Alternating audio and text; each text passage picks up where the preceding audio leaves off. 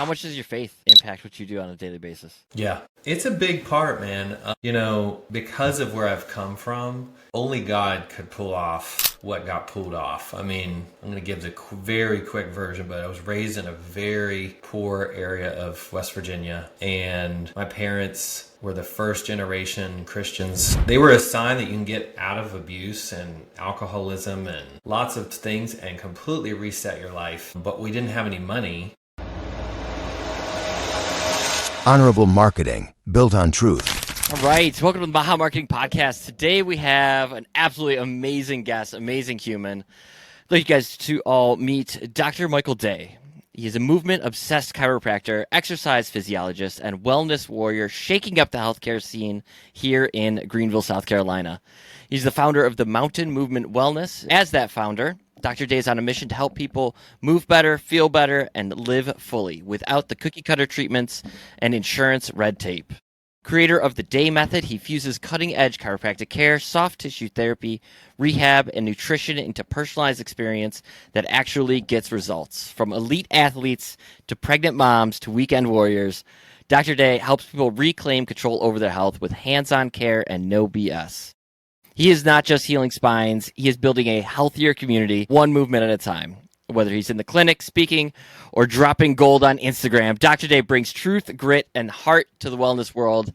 If you are ready to stop treating symptoms and start transforming lives, he is the doctor you want to hear from. Dr. Michael Day, so excited to have you on here. Thanks, Paul. I am excited. That was a great intro, and I loved the full intro about sick hair. That gets me so pumped. Yeah, man. It's a whole new world that we live in. We're super, super happy to have you on here. And so where we'd like to start off is a little bit of that origin story. You know, what led you to create Mountain Movement Wellness, South Carolina, and a little bit about you. Yeah. So I had a booming wellness practice in California, and I just started kind of looking around. My kids were getting older, and I realized I had some great mentors in my life.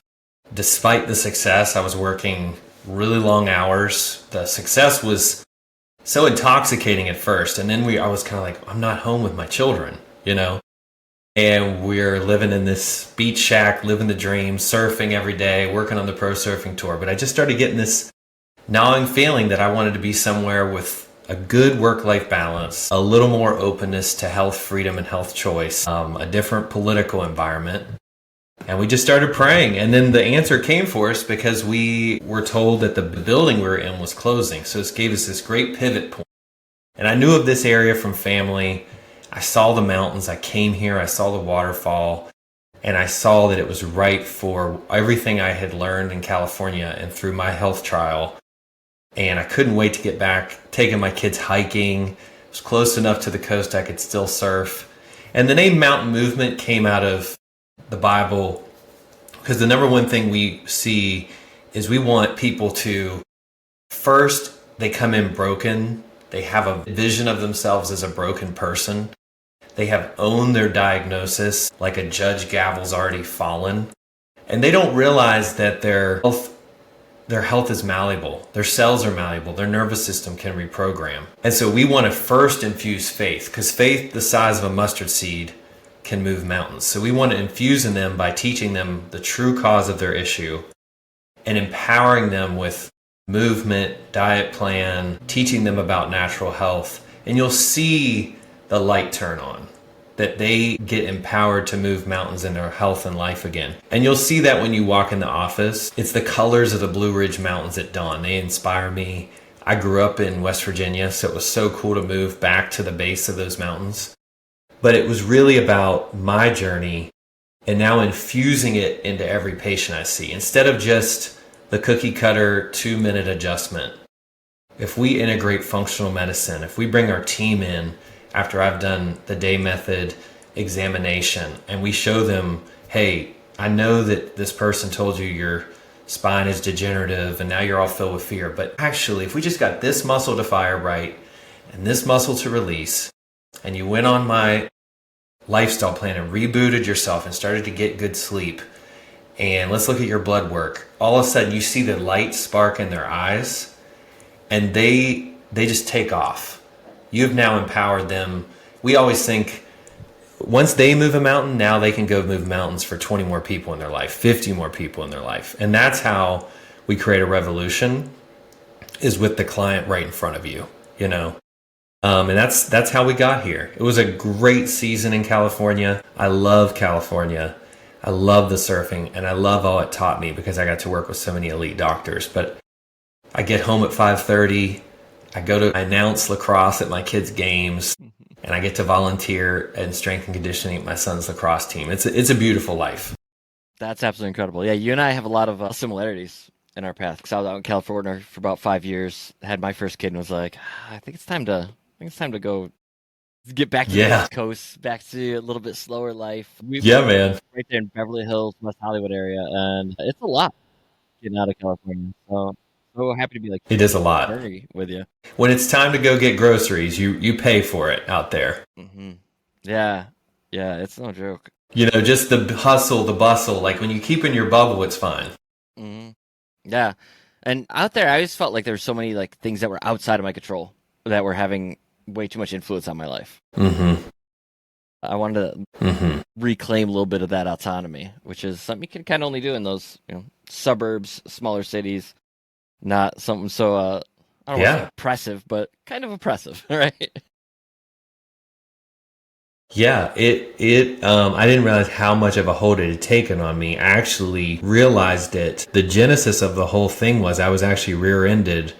Someone hit me going 50 miles an hour almost. Immediate concussion. But I remember people like not stopping to help. And and I'm not just saying, and this happens everywhere, but I remember looking around as people beeped and yelled at me to get out of their way. I looked around, I was like, what am I doing here? And I kind of what was so funny was when I announced to my wife, I said, hey, they're closing the building. There's they won't tell us what is wrong, but they're shutting and kicking everybody out. We got 2 months to decide. She goes, oh, thank God we can finally move. I've been praying that God would work on you for 2 years. I want to move back east. I'm more of an East Coast girl. And so she had been so patient for 2 years because she knew what it would take to start a new practice because we already had something so good.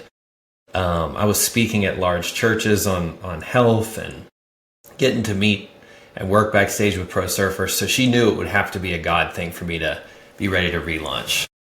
Yeah. So it's one of the things I love about working with functional medicine is the spirituality, the connection with God in some way is so apparent throughout the industry, more so than you could ever have expected in the sick care system. How much does your faith impact what you do on a daily basis? Yeah, it's a big part, man. Because of where I've come from, only God could pull off what got pulled off. I mean, I'm going to give the very quick version, but I was raised in a very poor area of West Virginia, and my parents were the first generation Christians. They were a sign that you can get out of abuse and alcoholism and lots of things and completely reset your life. But we didn't have any money. And so I ended up being sick a lot because here we had a wood stove to heat our home, but I'm allergic to wood smoke. So I spent most of my childhood with respiratory issues and in and out of the hospital, antibiotics, and, really no way after I got really down with chronic fatigue syndrome, didn't have the resources to pay for a chiropractor, and I just started praying. I remember reading Job and thinking, God, you got to help me. And I remember clearly hearing well, your whole life's about to get turned on its head. Because I had my acceptance to West Virginia Medical School. But at this time, I'm 21.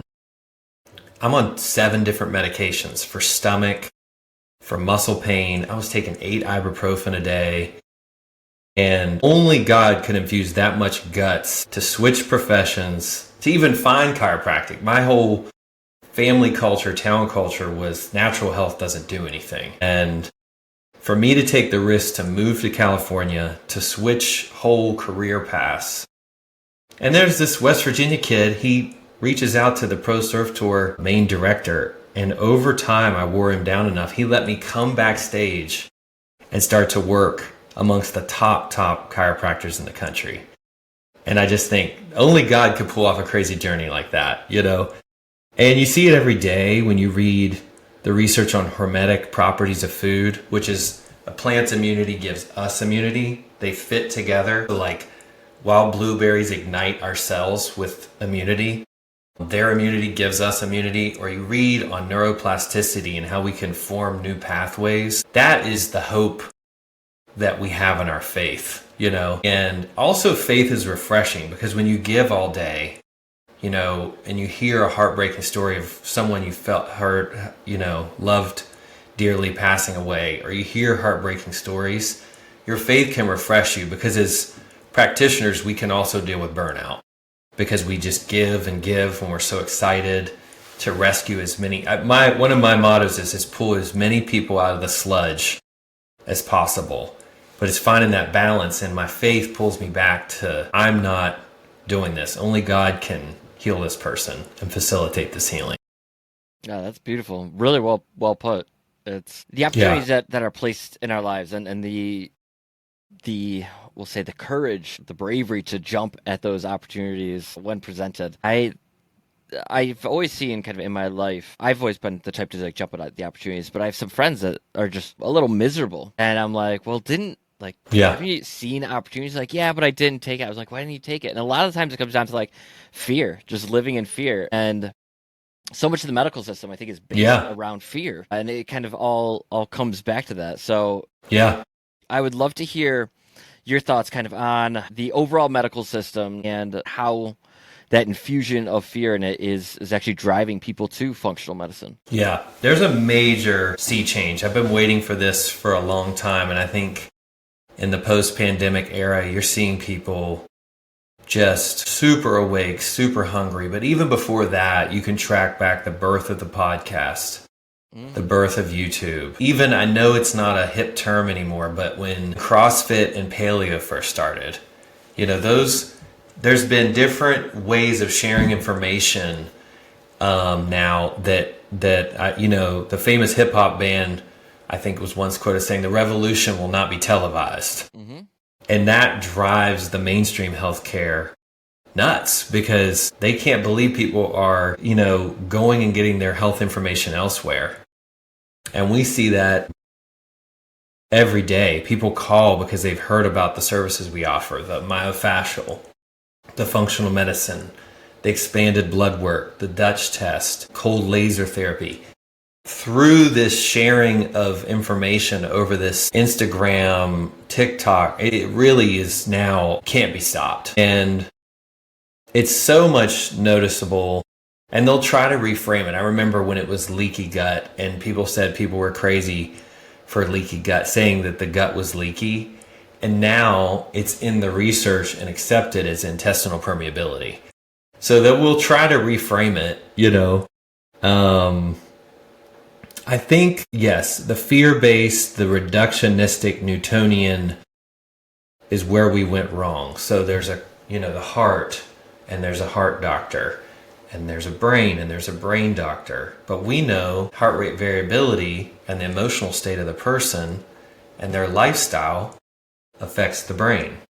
And so when you divide these things and people don't get to crosstalk, it's creating a broken system. And then once you get, you know, the pharmaceuticals allowed to just have free reign over ads, they get to sponsor medical schools, you know, it creates a nightmare because now they control the curriculum. And so there's been blowback. I remember Harvard saying, we want the pharmaceutical sponsors out of our medical school. And so I hope one day, because I don't think all medicine, like there are great physicians out there, but they're, you know, they talk to me and they say they're handcuffed now because the corporatization of the hospital system now has them having to, they don't even get to make the call for the patient. There's cookie cutter protocols and timelines they got to run on. And the insurance is battling this way, and then the pharmaceuticals are influencing this way. So it's an absolute mess. But from that chaos, people are seeking their own health answers, and they are leaving that fear state. The thing that frustrates me, if anything, on that, though, is they transfer the fear from the mainstream medicine and the approach we've taken to health, like you have this condition, you're degenerating, all these titles. We're doing that in natural medicine. We're saying be afraid of all the toxins in the environment, which be aware, but God didn't give us a spirit of fear. He gave us detoxification. He gave us the integument, the skin to release toxins. He gave us our breath. He gave us the sun. He gave us the ability to sweat. And so I'm always trying to get the natural folks out of fear too, because they'll look for a ghost around every corner or close on people in their sales tactics, scaring the crap out of people as well. So I think that is something, when you read the book Mindset, this woman goes in and teaches these kids in the inner city that it's possible, that they can, and that's where the birth of the, cannot think of it, but the reading, where they end up setting all these records in testing. They just had to know it was possible. So people come in and they go, I have this diagnosis, and this other, but there's other chiropractors. He told me I'm degenerating down here. And I'm like, yeah, but Stuart McGill's research says that if you teach a person how to fire their core and hip hinge properly, 70% of that degenerative spine is no longer symptomatic.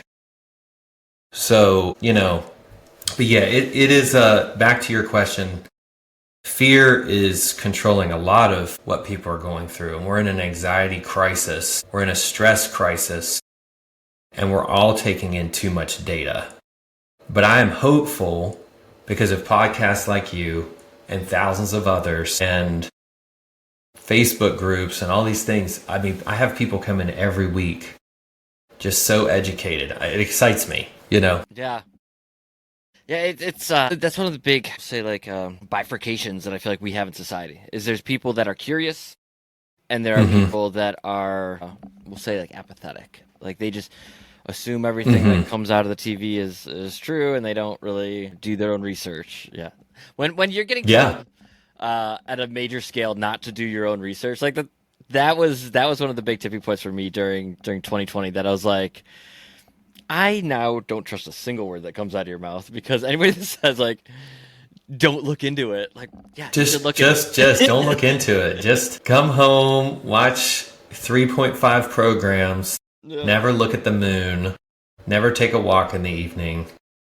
And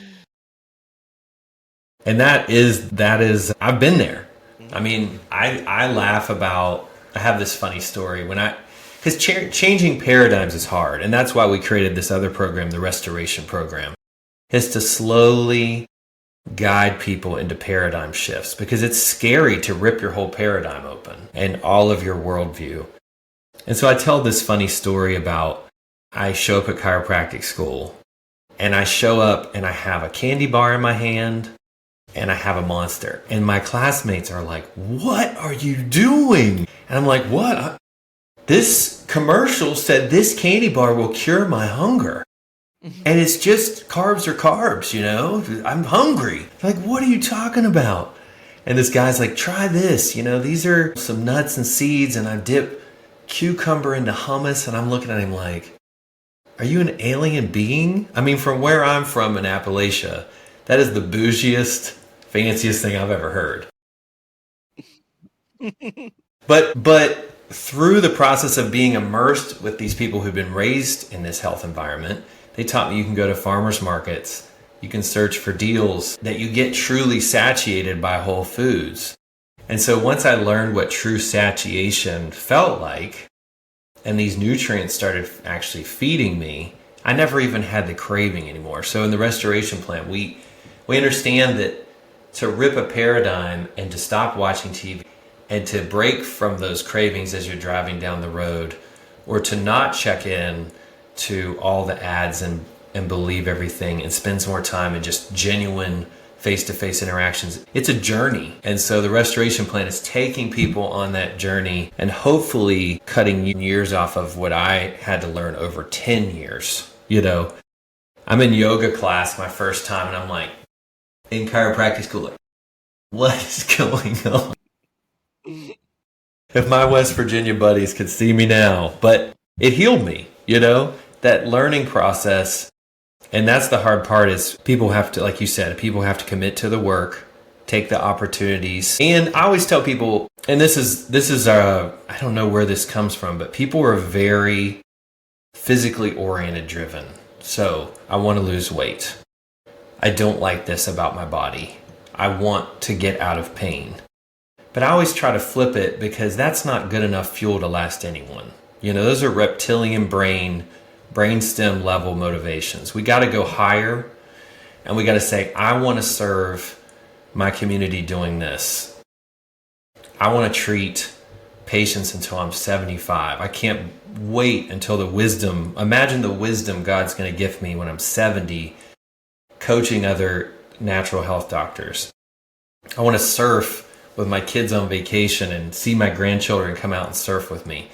Those will refute any temptation back to watching TV all the time, or those little cravings we get. Like, I still drive by certain fast food restaurants, and the West Virginia comes up, and I'm like, I sure could use a sugary soda, you know? And you can work through that, you know? It's a paradigm shift, and that's very hard for people because they're already busy.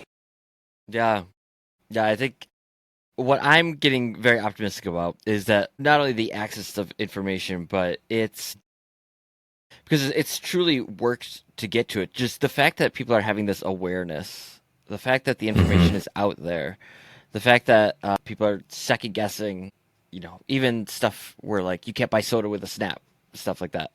Like even that just being like a headline, I feel like gets people to go like, sugary soda, like really that bad for it? I mean, yeah, it's a starting block in you know, destroying your health. You know, and a lot of it comes down to discipline, and I think access to information. And I mean, I could get into this a lot because it makes me think of honor cultures. So with honor cultures, shame is a very big motivator. So like honor culture would be like Scandinavian Vikings, or the mafia is like a good example of like honor cultures. You know, when you get a made man, and I feel like the access to information, and kind of as we're starting to see this stuff, I think it's starting to like make people feel a little bit of shame around our ignorance, our collective ignorance.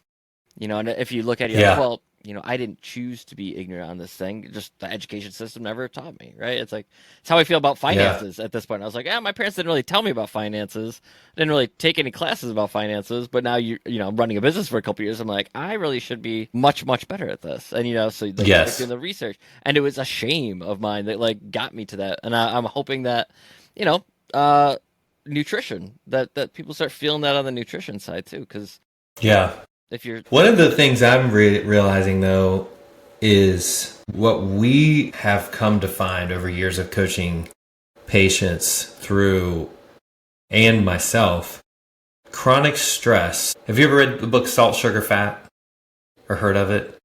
It's an expose on the engineering that goes behind your fast food. And the addictive nature, to the degree when they want to see the rat react the same exact way to a certain cookie or a certain chip, almost to the same degree in this maze. I think they use a rat to cocaine. So the reward centers of the portions of salt, sugar, or fat hit the reward centers in our brain from our starvation programming. And it kicks on. I tell the story in Restoration. I say, you've been tracked by a tiger for 7 days and you're dying and you're being hunted. And a tree comes up on the horizon and it's a candy bar tree. And you go and eat it, and the most high octane fuel for survival hits your lips. And your brain says, never forget this candy wrapper. Don't ever forget that logo, that color means survival and reward. So they create that pattern, and they're creating true addicts, you know. And then you throw in the chronic stress of our environment, and you have the perfect formula for people who can't, no matter they know it's bad, they actually live in a cycle of not feeling that great about themselves. But what we get them to do is find pauses. I call them hammock moments. We get them to find pauses in their day and start to break the stress cycle, and then you break the food cycle. Because the reward centers, you can't override the reward centers, right? So like after, just like full disclosure, after my father passed when I'm 16, my family is already people who eat treats for everything because it's the culture of West Virginia. I would go and eat Long John Silver's in my car just because it would just give me a rush when I was feeling so down and tired. And I would eat it and it would be like covered in grease. But for that 10 minutes, my life had some level of like significance. You know what I mean? And I felt like, I'm back, baby. You know? And I really feel like with chronic stress, that's what people are dealing with. They don't know how to manage how down their brains feel. And they know that those foods will lift them. You know what I mean? And so anyway, we infuse these rest periods. We teach people how to rest again through breathing, pausing, being creative. And it doesn't need to be anything extensive, just little 2-minute windows. And then they have the space, the self-awareness, in psychology, to be above your thinking and to see the craving, observe the craving, and ask yourself, is this a time for a treat? Because if I'm going to have a treat, I'm going to enjoy it. And if it's not a time for a treat, what happened today where I didn't pace myself to where this emotion of feeling of craving is coming? And that's how they work through the 12-step program. That's how they work through everything, And so we really try to empower people because I've been there and still deal with it. And because my whole life, if I was good, I got fast food. If I was sick, I got fast food. And my parents are awesome. They did what they had to do to make sure we were surviving and paying bills. And I'm so glad they propelled me to where I can go to farmers markets and things. But that's where I hope the epidemic I see right now is the constant data. Post-COVID, I'm raising 3 young boys. The data we're taking in is insane. Our brains can't handle it. And we're not living in the present moment. We all got hooked on our phones and technology massively during those times. Yeah, I do something with I have a toddler, he's 3 years old. So I like to put him in the car for about 5 minutes, just by himself. While I get my coffee together, get this together, but I let him just sit there in silence for a minute. Like, no, he's got some little toys and trinkets and stuff like that. No screen, nobody to even interact with. Sometimes there'll be some music on, just going on light in the car or something like that. But I do it intentionally, just to give him kind of an opportunity before he's like going to school and starting his day and all this, to just like have a chill moment, calm down. It's huge. I mean, these chill moments are so rare. Like, I think of how bored I was as a kid at times and how good that is because you sit and daydream. Mm-hmm. Yeah, and kids they don't get that enough. How old are your kids? I have a 15-year-old young man and a 13-year-old and a 9-year-old. And all boys. All boys, yeah. It is very interesting in this modern world. So much has changed. I remember a famous functional medicine doctor talking about how much his kids beleaguered him for constantly making them only eat health food. So we're always walking that fine line of social gatherings and just telling them, because we don't want to make it like a fundamentalist natural health environment in our home. You know what I mean? Mm-hmm. With that being said, they are very healthy boys, very happy, very alert, and we just work with them because they do, the modern world, you have to have a phone to communicate with your peers. There's no more home phone. There's no more calling Mrs. Jones, can I speak to... And so then navigating that, having them turn the phone in, or else next thing you know, the group chat is 50 chats long for the older 2 boys, and they're just hooked. So I say there's no playbook for what's happening right now, raising kids with the advent of the smartphone and the advent of social media and the constant pressure that puts on them. None of my boys have social media accounts, but they still hear about stuff and hear stories, and a lot of their peers spend their whole life on their phone. I'll have kids at our house and and so this summer I'm going to make a rule that if you're at my house for a pool gathering, you got to check your phone at the basket, because it's really embarrassing to watch them all sit side by side still on their phone. I'm like, what is going on? Yeah. It's if you'd imagine this like with us growing up, just if somebody was showing that, you'd be like, oh, it's a dystopian future they're showing it. But that's just everyday life now, Yeah, right? Like I know. it's pretty I know. crazy. And you and I we're about the same age. I'm in my early 40s, and I just Yep, same. I think I am so blessed. Early mid. Yeah, early mid, right? I feel like I'm so blessed and fortunate, and I thank God every day for the generation that I am part of, because we got the analog stuff, we got, I had a Nintendo, but it was something you had to go over and actually turn on and start up. There wasn't like phone games. There wasn't. Yeah. I remember talking to girls in grade school and taking the phone cord and pulling it out from the kitchen and sitting in the side room so I could talk, and calling friends' house and their mom would pick up and you have to ask for your friend. That's no just text. that's gone. And then all the way to the point where I was designing websites when I was in high school, on like Angel Fire and GeoSites, and like early. Oh yeah. This would have been like late 90s, right? Like I was building the early website designs. Yeah. With like the hot rod flames going across, and you remember that? Yeah. You could do like the little. Yeah, you could like running people. The glitter mode on Angel Fire, and it would make your site. Heck yeah, dude! Yeah. I was like, my visit counter says 202. Yeah, exactly. But to get dog, such like a wide end of that spectrum, like we got so much of those two sides. I feel like a great deal of empathy towards kids today, and I do too. Trying to think of ways. I mean, my kid is outside so much. We don't really use sunscreen. Mm-hmm. Us too. We go to the lake constantly. We go on hikes constantly. But so many of the other kids that I see him have to interact with, like you can almost see from like and I'm not like knocking any of the kids at daycare or their parents. No, I get it. But like you can see when a child has developmental differences than my kid. My kid loves to read, and I watch these kids like, just give me phone. I'm like you gotta put intentionality behind so much with raising kids today, and discipline. That's the one thing I think that we've just lost as a society. I mean, kids need to know boundaries, and I teach my boys. I probably heard it somewhere, but I kind of fashioned it off of Maslow's hierarchy of need. Mm-hmm.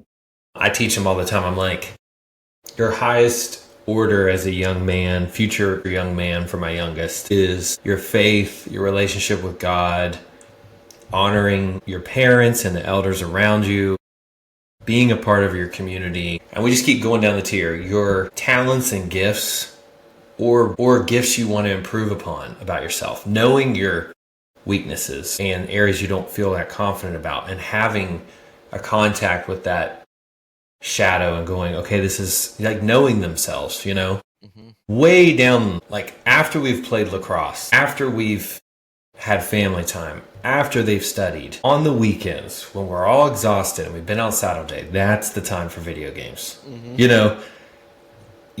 There's got to be they have to understand, with the centralization of like gaming is just taking over, and now it's a college sport, and the phones are hyper communicating. It puts a real strain on them, But I do know it's possible. I do see it in our neighborhood that there's still this, hey, let's go ride bikes, let's go fish. We got a pond near us. When they're out playing with their lacrosse team, that's pure what God designed us for. They're just out working as a team with their buds. And that's what gives me hope. And my parents were as worried about me. I mean, the technology was higher than theirs. I heard the same lectures, so I always try to not be, but it is challenging, this text. I'm challenged as a man. All this texting, I want to talk to my friends on the phone and hear their voice inflection, It's like, how are you? Oh, good. You don't get to know anything about anybody, Yeah. God bless you. All right, bye. Yeah. Yeah, it's funny. That craving for interpersonal relationship, I think, is one reason why my sales strategy works so well. Because I said a custom video, like I'm talking to you. I'm not. Yeah. This is not a cold email. This is not a this. But I think finding ways to incorporate that into our professional life, eventually, more success. One of the big three things in this book that I'm reading, The Carpenter. He talks about you have to have a heart for your business, right? And he says it comes with love. You gotta love what you're doing, love the people that you're doing it with. You have to serve, and you have to care, right? Like, if you're doing those three things, you'll be a successful business owner. And it actually, like, made me feel good reading that, because I was like, that's truly like how I try to run my business. So just touch on that, and with the day method, and kind of how you've incorporated that love, service, and care. Yeah. In the intro to our training manual to our team, I talk about the gift of meaningful work, where you get to put someone in front of yourself and you get to serve them with all of your gifts. Because we all have issues, and I say to the staff, like, the minute that we arrive 20 minutes prior to patients arriving, imagine getting to release all of your home stress and all of your personal story stuff and just serving people for the next 6 to 7 hours. If you do it right to the edge of your ability, I always think of like the samurai who watched a tree and studied it till they made the perfect cut on the bonsai. Like, if we offer the perfect piece of advice, if we really study the case and are the breakthrough for that person, the life changer, you're hitting that edge of your ability with a challenging case, and that's where flow state comes in, where time disappears. And that kind of work is what makes the world go round. Leisure alone doesn't fill you, So I tell them, like, when you're getting a call, you might be the last ditch effort for this person before they give up and get on multiple medications. So your inflection, your voice, your level of encouragement, you might be the only guide up the mountain. This might be it, And so we come at it with that level of seriousness. And I know it sounds intense, and I warn people, I'm a very laid back surfer, but also very intense when it comes to patient care, because we might be the only person to pull them up out of the muck, And so the day method was designed in that, like, why does the Pro Surf Tour get this level of care?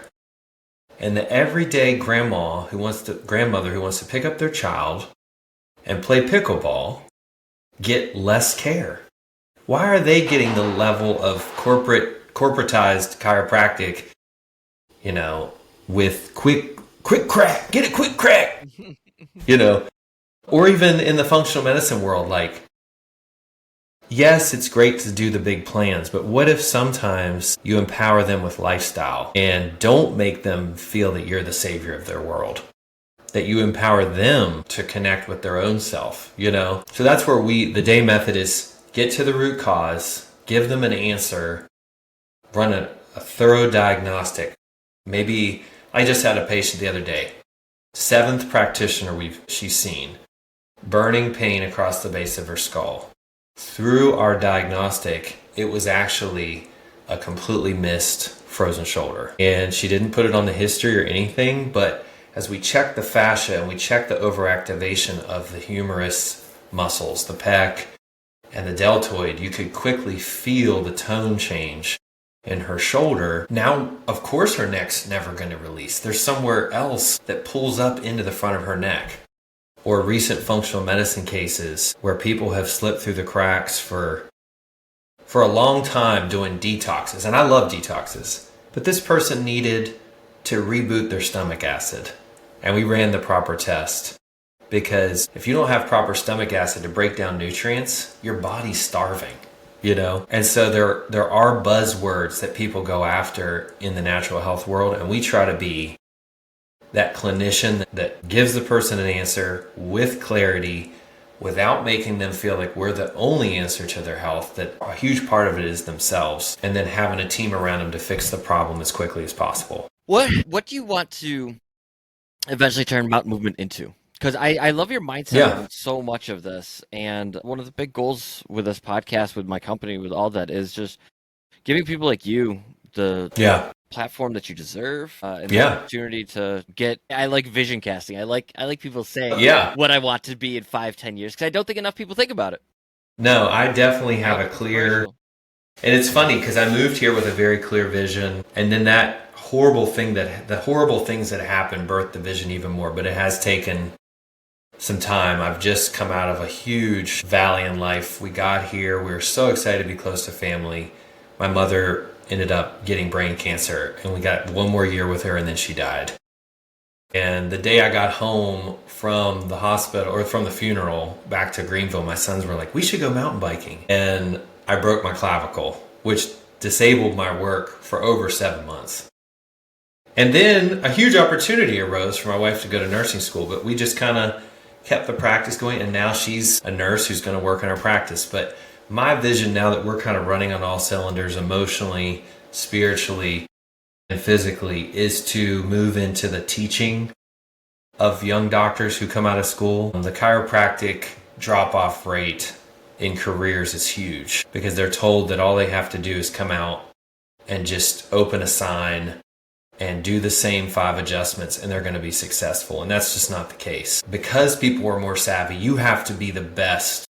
You have to imagine you're the best in the world, or that's your goal, and then go after that. And so with the day method and the neuro reset technique for the more massage side of things, I would love to train other practitioners and empower them. And then those who want to stay on, we could have multi-facility delivery of that next level care. You know, we reset the muscle, we release the fascia, we still align the joint, but we only do the alignment to the level the person can handle. So multiple offices, all branded and visual, like what's your mountain? What are we helping you overcome? And they can track their progress through digital forms. Birthing the restoration plan, where people can get online and go on that journey with us, even if they're hearing our content from far away, where they can learn how to have these rest moments, learn about easier ways to bring natural health in if budget is tight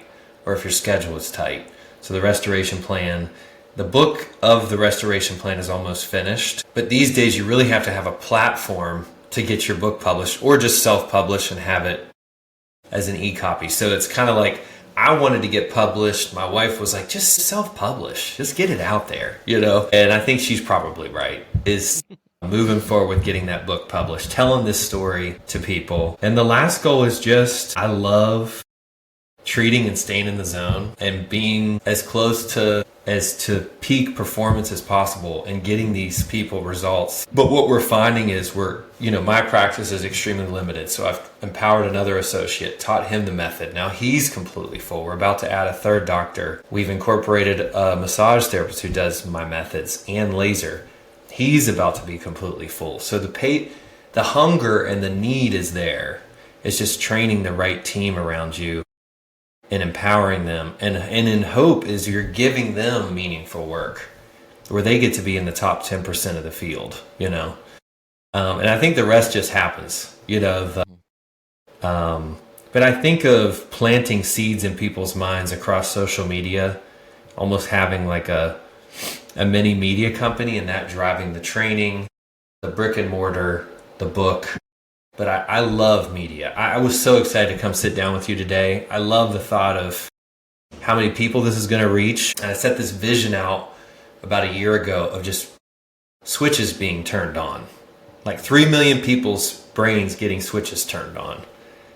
And, you know, that seems like a lot of people, but in the modern day, I think we might have already reached that people through our social media. So I need to make a bigger goal. Yeah. But I remember me on the back porch of my mom's porch in West Virginia, just so done. Got diagnosed with chronic fatigue syndrome. Could not hardly get out of bed. Had 20 mouth ulcers in my mouth because the prednisone they told me to go on completely collapsed my immune system. And just my whole life almost being taken from me. And so that fuels me with a passion that if I can restore, people say, you have too much energy. Sometimes, how do you have this much energy? And I'm like, I was really sick. It's time to celebrate, you know? And I do get tired and I do get burnt out, but man, when you have been that sick and you get your life back, and there's nothing that stops you then, you know, because you realize there's a hope for people. And if you can infuse faith tastefully and get people to restore their hearts and let go of all the things they're carrying, their childhood trauma, things that were withheld from them, their stories they've told themselves about their story, that they are that story. And they get to be free spiritually, emotionally. Man, we would not have any issue with government overreach because these people would be so awake. Mm-hmm. They would just make these natural choices. You know what I mean? It'd be like, and I do dream that that's possible. I mean, there's huge changes happening right now as we speak. The name of your podcast, that give me a ton of hope and give me a ton of freedom to be creative, because a lot of my colleagues have been deplatformed and silenced, that we can freely educate people without fear of repercussion, Yeah, I think the biggest things for me, one, with Zuckerberg even coming out and saying like, yeah, I was pressured not to put things out there, and with Elon and the Twitter files coming out and being like, this is how actual propaganda works. So I think some of those wheels, as we're watching those fall off, something has to fill that void. And I'm hoping that that's going to be impactful voices that just allow you to feel comfortable in your curiosity. I love that phrase, to just be comfortable with your curiosity. Yeah, and that's what it takes, because as a doctor, you're like, oh, God, I feel like such a dope in front of this camera. Mm-hmm. But then people like you come along and help me. That takes one more compartment out of my mind of like, how will I produce it? How will I post it? It's already given me a ton of creative freedom working with you guys, because I just want to talk about health. And then you have to go like think about microphones and sound quality. That being said, I overthink that too. My wife's always working with me. She's like, honey, your most viewed video in the last year was you talking in your truck. Yeah. Every single time I produce something and I like put work into it, crickets. Crack up. Because people want to see behind the scenes. They want to see your genuine, and that's what I want to see. So I don't know how it's probably a little teeny bit still of being a natural medicine doctor. You always deal with a little shadow of an inferiority complex. Sure.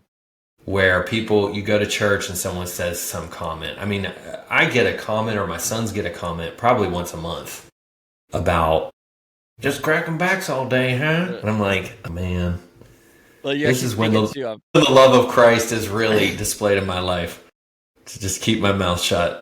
My wife and I, we were sitting here because we've had honorable marketing for like 5 years, and I worked with tons of attorneys, made them boatloads of money, to the point where my company was like, we're stable, we're fine. I could charge attorneys lots for what we do. And about a year and a half, 2 years ago, I was like, man, like I have such a journey with functional medicine. My wife is, now that she's not in high-end luxury hotels, she's become very crunchy very quickly. Yeah. She's always been a yoga practitioner, but now it's, she's baking bread. She's trying to sourdough. Is she doing the sourdough thing? We are not to sourdough level yet, but we're okay. We have a starter, but you can come grab some. I mean, every meal we eat is homemade. We have a meat guy, we have an egg guy, we got a milk and cheese gal. Yeah, we're full in. But with all of this, like that personal pride and the fulfillment that I get from working with functional medicine beyond working with attorneys has truly been like life-changing. Yeah. Like I love what I do even more. Like I've always been very good at marketing and attention, like getting attention. Yeah, sure. Like you just got to know the right ways to do it. But one of the things that I found I'm trying to live more in my life is 60% is good enough. Yeah. Right. And that's kind of how I have to look at content. The other one that I love is 80% done by someone else is 100% awesome. Yes. So especially from where you're from, the code you come from in the military. You know what I mean? It could drive you nuts. That perfectionistic. Yeah.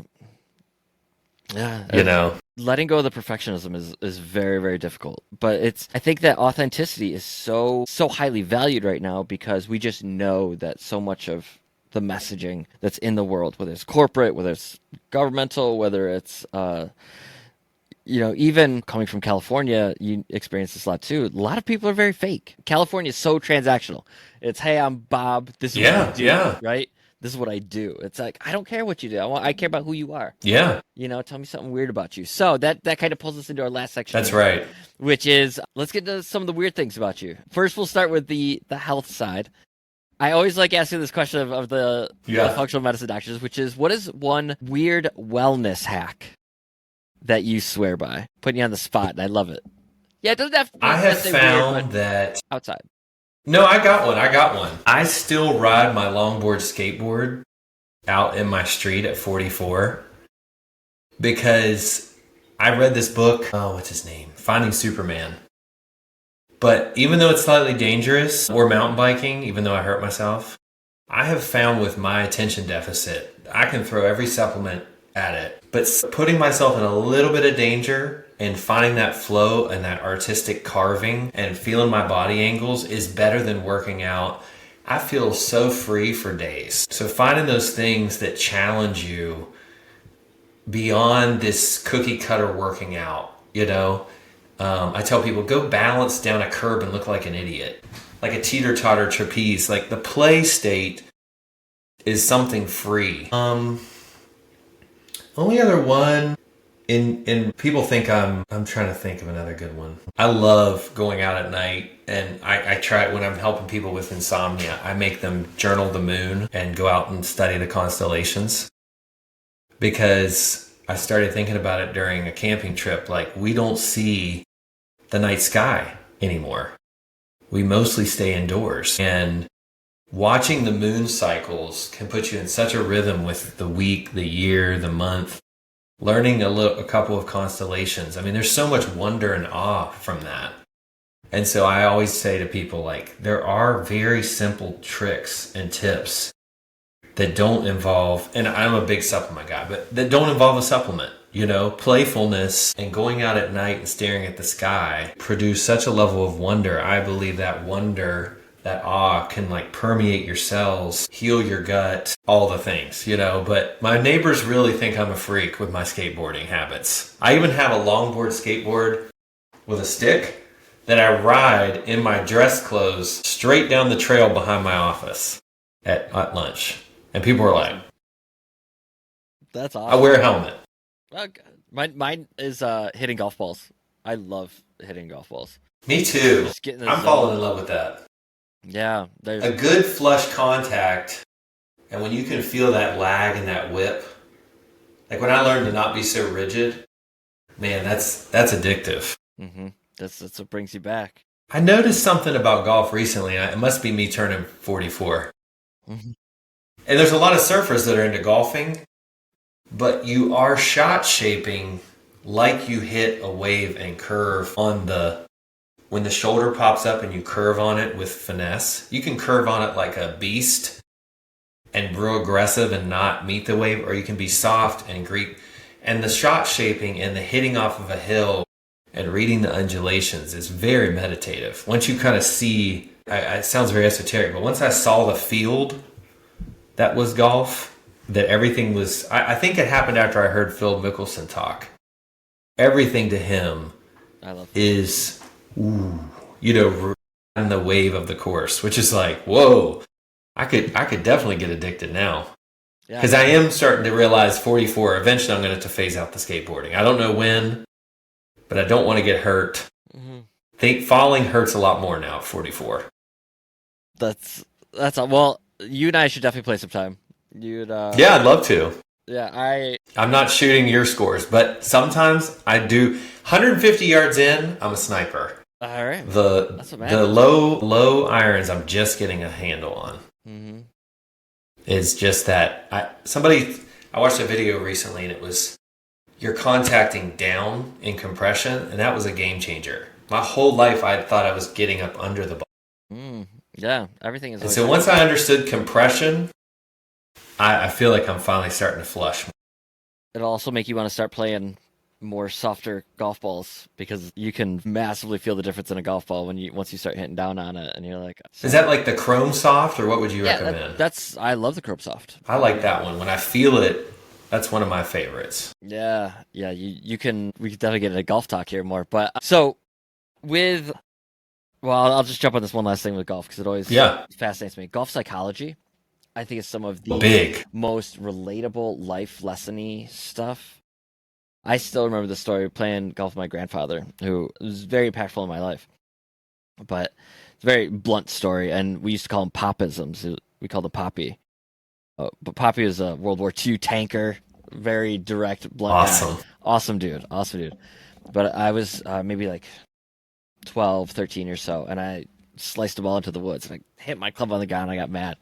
And he goes, hey, so if you were to hit that perfect, what would you have to do? Go up and hit it again. He goes, and you hit it like shit. So now what do you have to do? I'm like, I have to go find it, hit it again. He goes, guess it really doesn't effing matter then, does it? I was like, And he's like, you remember, you're not what happens to you in this world. You're your reaction to what happens to you in this world. And it's been golf is not a game of perfect. Is that? Yeah. Dr. Scott Parent, I believe, or Dr. Bob Rotella. I love golf psychology books. Me too. And Bob Rotella are two of my favorite people to read. Legend of Bagger Vance was the beginning of when I started picking myself up and wherein I found natural medicine. Because he's just so shell-shocked after my father passed in a kayaking accident. I just didn't know how to get over the shell shock of the whole thing, you know? And here's Matt Damon, who has to learn to find the present moment again and say yes to life again through the golf swing. But I think there's a moment in the swing where he says you have to see the dimples and feel the breeze. And around the same time, I was reading Tuesdays with Morrie. And that's when I started learning. I mean, Christ had been talking about it for a long time. Look at the birds of the air and the lilies of the fields. But that present moment consciousness, that present moment peace, I hadn't felt for so long. And golf, you have to be there. I actually, when I was just getting back into the game, I wasn't that good. And I played the toughest course in Greenville with some guys who invited me Chanticleer. I was so nervous. I mean, I just bought a driver for the event. All I had before was like a 1992. And my only swing thought was my innocent little 5-year-old at the time swinging in the front yard. And I played a great game. I was the first guy to birdie a hole on like hole 6 because all I was thinking about was just his peaceful self out there swinging away in our front yard instead of like, whoa, And I think that says something to life, you know? You just got to let it rip sometimes. Yeah, no, the paralysis by analysis is real. And big time. Finding, so Bill Murray was just on Joe Rogan's podcast like a couple weeks Really? ago. I love Bill Murray. He's like, I do too. Absolutely incredible. But he was talking about this book that he said this book has helped his golf more than any other book that he read, but it's called Every Shot Must Have a Purpose. I haven't read it yet, but if Bill Murray's recommending it, heck yeah. I'm actually bringing it up right now. I'm going to put it into the Amazon cart by Pia Nilsson and Lynn Marriott. But that's what I mean about everything with golf, and the reason I love the sport. Sorry, we should do a golf podcast after this too. That'd be fun. But everything about the sport it's all about staying present. It's all about being in the moment. It's the one sport where it truly doesn't matter what the other guy does. You're playing against yourself, playing against nature. You're surrounded by nature. Mm-hmm. Truly 80% of the game is between the ears. Big time. And the amount of, I feel like the amount of physical repetitions that you're doing with it is training your mind as much as it's training your body. It's allowing you to really kind of figure out how to use this thing God gave us to accomplish something that cannot be perfectly done. Like there's no such thing as a perfect golf round. No. There is a feel I'm starting to grab a hold of, though. I was back in the day, like way back, I could shoot the lights out in basketball. And I worked on it so repetitively, I could feel when the release wasn't right. I could feel the different fingers. And so what I'm chasing now with golf as a new sport to me is to trust my swing enough to, even when I hit a bad shot, to have some feel of what happened. Mm-hmm. You know, because I see your shirt. I was at the Pro-Am. Following my son, he was a sign carrier. They get up there, they do not do a bunch of stuff. They already have their swing in their body, brain connection, and they get up and they swing. I mean, there's a couple practice swings, but that really impressed on me because I overthink and trying to get the swing shot and make sure to keep the arms connected and turn the hip. I'm still in that stage, and I'm hoping as I get along, I can just not do that, to some degree. Well, I'll tell you, I don't know what you like to do on your personal time, but I'm very heavily involved in the military veteran community. I play on the VGA, the Veteran Golf Association tour. I try to play as much as I possibly can. And in the veteran community, there's a lot of marijuana usage for pain management, for things like that. I'm a very analytical person as it is. Like, I know kind of where I want my elbow and my hip as I'm, clearing my hips first. Mm-hmm. I played one round high, maybe like 5 years ago. And it was the worst round I've ever played in my life. And I have a buddy of mine saying, he goes, "You're in a much better headspace now. You should try it now." And I was like, maybe one of these days I will. I'll go smoke and try and play again. But that was I don't know. I had a surfer buddy. He swore it helped him. And I saw him one day. And I was like, buddy, you just surfed the most masterfully I've ever seen you. And he swore it was the other way, Although Phil chews on the CBD gum, maybe that could help you. Yeah, who knows? Who knows what it is? Remember he was chomping on that at the Kiowa event? Yeah. I love Phil Mickelson. He's the best. Yeah, he really is awesome. The last thing that I kind of like to wrap these up with is, because so many of the people that we've been sending this to and the advertising towards it, kind of what we're looking to do is empower other functional medicine practices to really embrace this opportunity that is ahead of them. So what advice would you give to somebody that's just starting out their functional medicine practice? They're kind of trying to figure out what their unique thing is. They're trying to just get their feet wet in this. What is the advice you would give them? Sorry, I just got my lights just turned off. Technical difficulties. No, you're good. I would say, let me think on that just 1 second. Dr. Datis Karazi, I'm going to steal his advice a little bit. He was in Encinitas. I don't know if you ever ran into him. He said that one of the big issues in functional medicine is cognitive bias. That if you got better through detox, you will see detox need in every patient. And if you had gut issues, you will see gut issues and SIBO in every patient. And so you have to work on yourself to realize that everybody isn't you, and to be able to know enough about every system and reading the proper blood work and taking the proper history, so that cognitive bias, because I see it all the time. People like go to a person and everybody that came from that person got a SIBO blood work. You know what I mean? But people have a finite amount of resources, so design your testing around the history and the story, and maybe you don't have to do $4,000 of testing up front, because there's this real pressure right now to make it like really high tier, which there's a huge market for that. If you're famous, if you have a huge social media following, you can charge whatever. But he just said, enter through the most narrow gate for that person. Do expanded blood work and see what clues you get before you have to go on and do all these other exorbitant tests. I would say that the second thing is to don't bring your story into the room, because one of the big things with all practitioners is burnout, because you're trying to fix the wrongs of your life, and it can really wear you out. You'll feel yourself real drained after visits. People will clamor at you and pull at you, and you need to keep a very rooted place of I'm going to facilitate and help this person, but I'm not going to start a codependent relationship with this person where I am now their savior, because they're going to blow up my email for 40 emails about 3 supplements. You know what I mean? And if you want to have that level of concierge care, make sure you're getting paid for it. But just clearly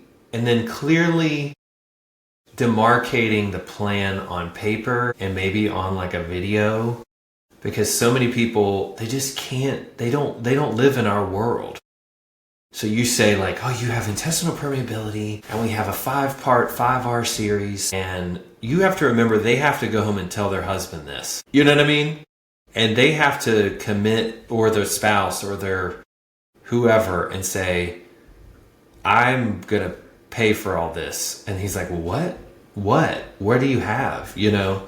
So making sure that it's clearly communicated. But the cognitive bias, I think, is one of the biggest things, because then you can really fix complex issues. Because I've seen 7 really tough cases this year that will take all of you. Seen 4 other functional medicine people have paperwork of tests that thick, have a very, very intimidating story with biopsies, and you have to imagine that they're from here moving forward. Don't let their other diagnoses and their other supplements, and maybe even assume, and kind of take charge. Like, I know that you've been recommended these things, but if you're going to work with me, we have to start clean slate. And I would say that's a great start, because then you can just.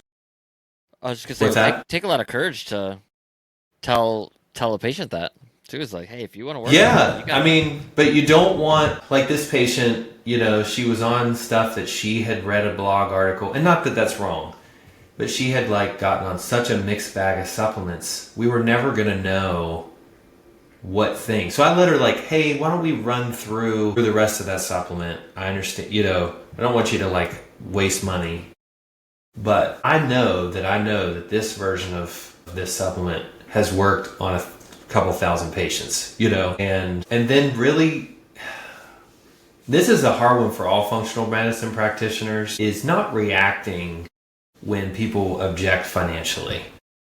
Man, this is just so much money. I wish insurance covered it. And you go, well, I'm worth it. Isn't going to get you anywhere. You know what I mean? Yeah, that is my big hope and prayer for the functional medicine industry, is that at some point there's going to be some insurance company that sees the opportunity that is insuring functional medicine. I don't know how exactly it would all work, but here, just that out. Yeah, I mean, but hear them. Just hear them. You don't have to have a retort or an answer. They are just trying to express their frustration with the system. And you say, I know that the system's frustrating, and I know you work a job where you have health insurance and this isn't covering it. And then you have that background, but I also know I fix 90% of the cases that come through here. And so I promise you your investment's going to be worth it. But that's the hard part, getting started, because you got to get the cases under your belt. And it is spinning plates, because if you have gut dysfunction, metabolic issues, blood sugar, neurotransmitter, physical, they don't breathe right, they over-exercise, they're on depression medication. I mean, it's no joke. It's one of the harder professions to figure out which thing first. But that's where I get back to the samurai. What is the top 3 things that are going to change this patient's life first? So I don't overwhelm them with a 10-page report telling them all that's wrong with them, because I might demoralize them so much that they don't even start. And that's why we make most people go through our restoration plan first. Because if they can heal their circadian rhythm and learn to rest and learn to change their food and whatever part of the program speaks to them. Some people it's the moving more frequently. Some people it's the resting more often. Some people it's the awe and the innate sense of worship in their life. Some people it's the goal and vision building. And then some people it's the actual detoxification and the gut healing. But those are simple, easy things. Start a program of your own, or come find us and teach. We can figure out a way for practitioners to teach restoration. But, if you can empower that person, then the last thing we want to do is make them think supplements are pharmaceuticals, where they have to take this and they'll get an answer. They are catalysts, cellular catalysts, and tipping point makers, but they do not work like pharmaceuticals. And so we treat them as such sometimes, and we fall into the medical model and how we recommend. And how much, and diagnostics are awesome. I'm a big stool testing guy, big, heavy metal testing guy, but do you need the person to do all 7 things on the first visit, But that's just my take. Some people it's give me everything up front, but you got to build that base around yourself to have that level of, but people are just, you're dealing with running a practice during inflationary time. How can you make a lower end accessible way for people to grow with you, but maybe they don't get constant access to you, and you just draw that boundary up front, and then Yeah, your industry, I would say as much as mine is all about relationships. Right? it is. And, I think that's probably been one of the things that I've coached up some of the functional medicine practices, even in their marketing, is like, as you're asking them, like, what is special about you? What is unique about you? You can tell the ones that really value the care that they're giving their patients versus Yes. the ones that are more interested in making money running a business. I see it very infrequently, but I've seen it a few times. But it also might be because I have quite a filter after working with hundreds of attorneys. Yeah. My how in this for the people are you meter is pretty well. Yeah, it's still such a growing field. There's no centrality yet. There's multiple ways to come into the field. There's multiple trainings. There's definitely different subgroups and different cliques. I think there's value in all of them. But what happens then is the public still isn't really sure fully what functional medicine is. Yeah, man. It's functional medicine, naturopathic medicine, osteopathic doctors, and then you could get acupuncture or Reiki, or there's like it starts like very medical, runs the full gamut, but everything is still functional medicine, right? Like I know, and it makes it challenging for young doctors trying to get in the field, because I think the hardest part is the management of a patient who really doesn't know how to even eat right yet. Mm-hmm. Yeah, nutritionists are even seen as functional medicine or alternative, which is so you crazy see the really like that's foundational in what should be all of lifestyle medicine. I like the phrase lifestyle medicine. I wish you guys used that more. I know, because that one seems like it kind of matches. Everything gets played out. Like, we were day wellness in California, but the Bon Secours Well Arena talked me right out of that. Here, using the word wellness, because it gets overused in the hospital system. Mm-hmm. And then it gets hijacked, and I'm excited to see where functional medicine is going to go. My concern is, if I had a concern for functional medicine, is the public, and not that there's anything wrong with this, but the public are going to these self-testing companies now. I don't know how much you've seen that. Yeah, I've seen. And they're getting their advice online, just written reports. And so I hope we don't miss the boat in the affordability, accessibility to where they go to like online. And I'm not knocking it, like Dr. Hyman has a plan now. You pay $500. And somehow I lost connection. Can you hear me? There you go. You're back. Back? Okay. So yeah, it's a very interesting time. What we do is we let people pick their tier, ask them their commitment, and then meet them where they're at. And then they grow with us, and it's very profitable, but also very, you see the lights come on after about the first 4 to 6 weeks, and then they trust you, and they'll grow with you to wherever degree because they see your expertise. It's great. You're speaking to exactly how I like to operate as well. Well, I have kept you so long today. It's all good. That was greatly appreciate the time that you have given us. But could you let all the listeners know where they can find you, how you like to interact with your community, and how they can join your community? You can follow me at Mountain Movement GVL. I'm also Dr. Michael Day on YouTube, Dr. Michael Day on Instagram, mountainmovementcenter.com. You're about to see a new and improved website thanks to Honorable Marketing, and all the resources for Restoration Plan and the Day Method will be there. We already have some samples of those, my approach to care and my approach to functional medicine on the YouTube channel. That's great. Well, again, thank you so much. I truly appreciate what you are doing for our Greenville community. I can't wait to come out and see the practice one of these days. Yeah. I think that you are, to put it bluntly, I think you're truly doing God's work, taking care of the health and wellness of others and doing it in such a respectful, comprehensive, and forward-thinking way. So just thanks, man. Same for you guys. It's been a pleasure just working with the whole team so far. Oh, that's awesome. And we will talk to you soon. God bless, and we'll talk to you soon. Thanks for watching. Like, comment, and subscribe.